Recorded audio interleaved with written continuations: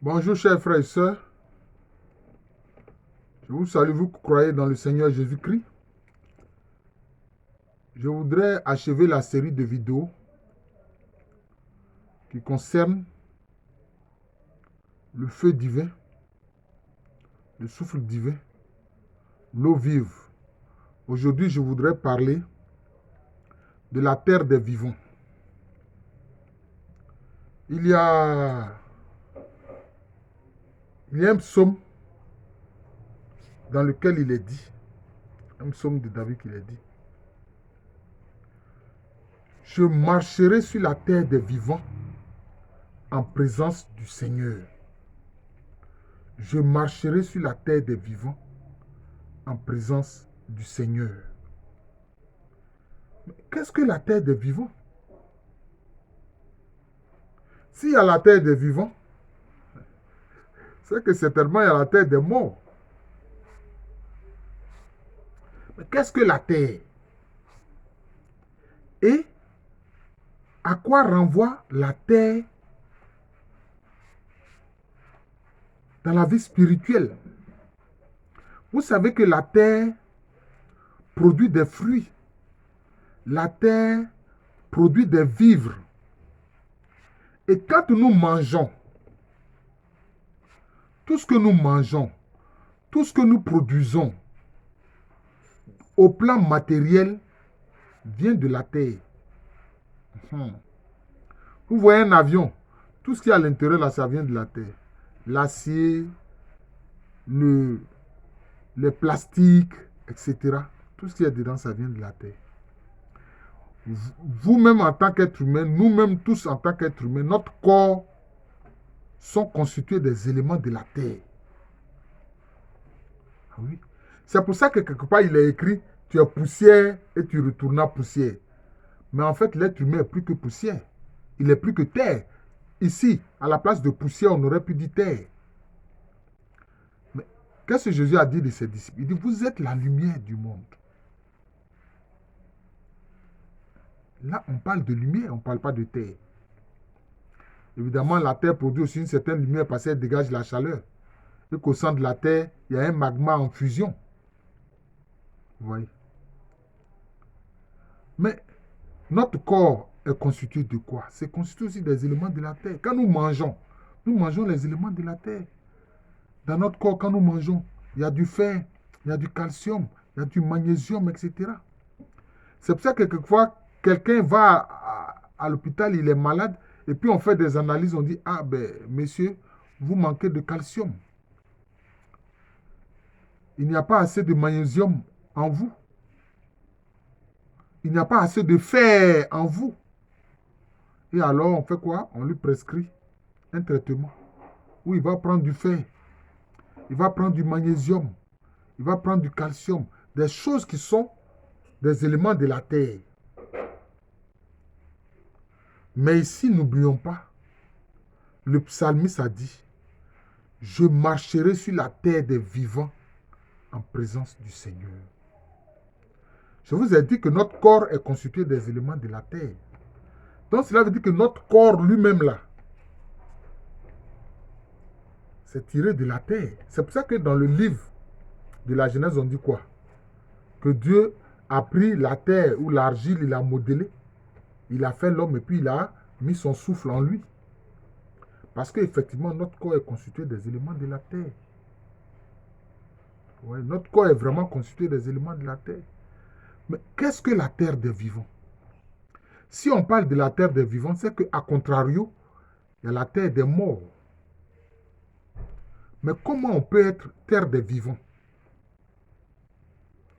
Pour être terre des vivants, c'est qu'on a en soi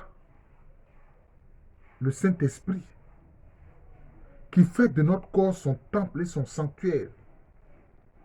Vous voyez? Alors notre corps même est transformé. Vous voyez?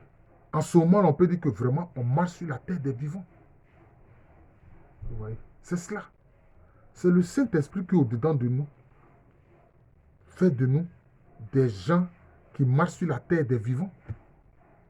Même au niveau du bouddhisme, notamment du bouddhisme, même du lamaïsme qui est le bouddhisme tibétain, ils parlent d'une terre pure qu'ils appellent Shambhala. Ils parlent d'une terre pure qui s'appelle Shambhala. C'est-à-dire que bon, ils ressentent un peu ces choses-là aussi. Oui. Mais la terre des vivants, c'est la terre qui accueille les saints. C'est la terre qui accueille les disciples, les fidèles du Saint-Esprit. Mais déjà, comprenez que votre corps même, c'est la terre. Et elle doit devenir terre des vivants. Voilà. Terre des vivants. C'est pour ça qu'on a vu dans la vie de certains saints, comme Saint Padre Pio, même son corps lui-même dégage un doux parfum, notamment de violette. Pour d'autres saints, ça dégageait une odeur de rose, etc. Ça vient de là. C'est ça. C'est de ça que parle le psalmiste quand il dit « Je marcherai sur la terre des vivants ». Vous voyez? C'est pour ça que des saints, en leur présence simplement, bon, les malades se sentent bien. Ils sont guéris. Parce que leur corps est devenu vraiment terre des vivants. C'est devenu la terre des vivants. Vous voyez? C'est cela.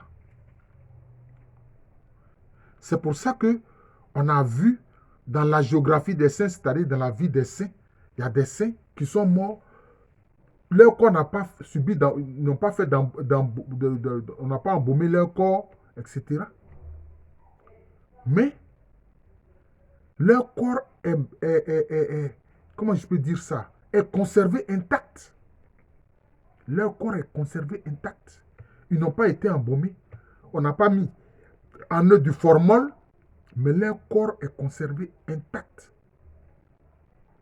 Vous voyez? Même si vous blessez, vous les blessez légèrement, vous verrez encore le sang couler. Vous voyez? Comme s'ils sont, comme s'ils sont encore marchant sur la terre, ils ne sont pas morts, alors qu'ils sont morts. Mais leur corps est conservé. Il y a beaucoup de cas comme ça.